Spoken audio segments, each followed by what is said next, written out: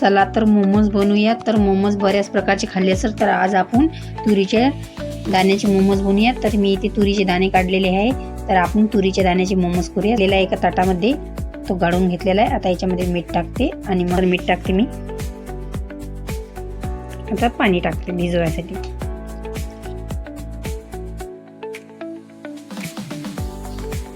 तयार झालेला आहे. आता हे बाजूला ठेवून देऊया आपण काढून. आपल्याला एवढे नाही पाहिजे दाणे, तर आपण प्लेटभर दाणे काढून घेऊया तुरीचे प्लेटमध्ये. दाणे आपण तव्यावर भाजून घेऊया. आपण याच्यामध्ये दाणे भाजून झालेले आहे आपले, काढून घेऊया प्लेटमध्ये. आता मिक्सर मधून हे दाणे काढून घेऊया आपण. कढई ठेवून देऊया आपण. तर मोमोज बनवण्यासाठी मी साहित्य घेतलेलं आहे. इकडे गाजर घेतलेला आहे 1 वाटी, 3 चिली घेतलेली आहे, इकडे लसूण घेतलेला आहे, आलं घेतलेलं आहे, थोडीशी पत्तागोबी घेतलेली आहे 1 वाटी, फुलगोबी घेतलेली आहे, ओनियन घेतलेला आहे मी. आपले मिक्सर मधून काढलेले सोले घेतलेले आहे, म्हणजे तुरीच्या शेंगा घेतलेले, तुरीचे दाणे घेतलेले आहे, कांदा घेतलेला आहे. जिरं टाकूया, कांदा, लसूण, आलं टाकूया, ग्रीन चिली टाकूया,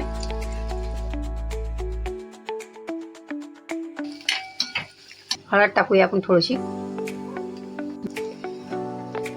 फुलगोबी टाकूया, पत्तागोबी, गाजर,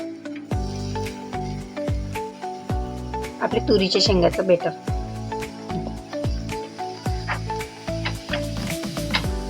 आता मिश्रण एकजीव करूया. काळं मीठ टाकूया, चव भारी लागते काळ्या मीठाने. थोडेसे ग्रीन ओनियन टाकूया, चुटकीभर मसाला टाकूया घरगुती, थोडीशी कोथिंबीर टाकूया. भाजी तयार झालेली आहे त्याच्या आतमध्ये भरासाठी. खूप छान लागते खायला. छान असा कलर आला आणि खायला पण खूप भारी लागते. करून बघा नक्की.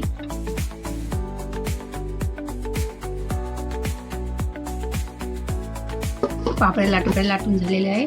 आता आपण मोमोज करूया. आता याच्यामध्ये आपण भरून घेऊया, बेटर भरून.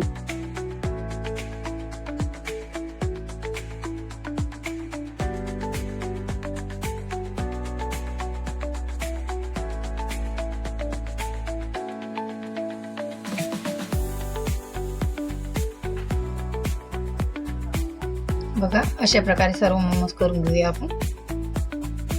तर आपले सर्व मोमोज झालेले आहे. आता वाफेवर ठेवूया. इडली पात्राचा वापर करताय, तर याला आपण तेल लावून घेतलेलं आहे.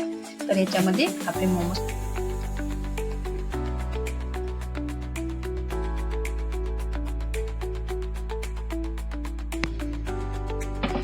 बघूया आपण झाले का.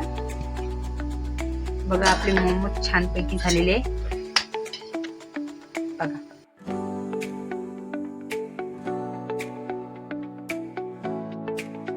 आपण ग्रेव्ही मोमोज करूया.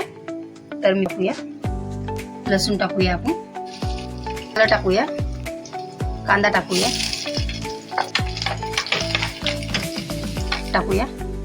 मग केचप टाकूया, सॉस टाकूया,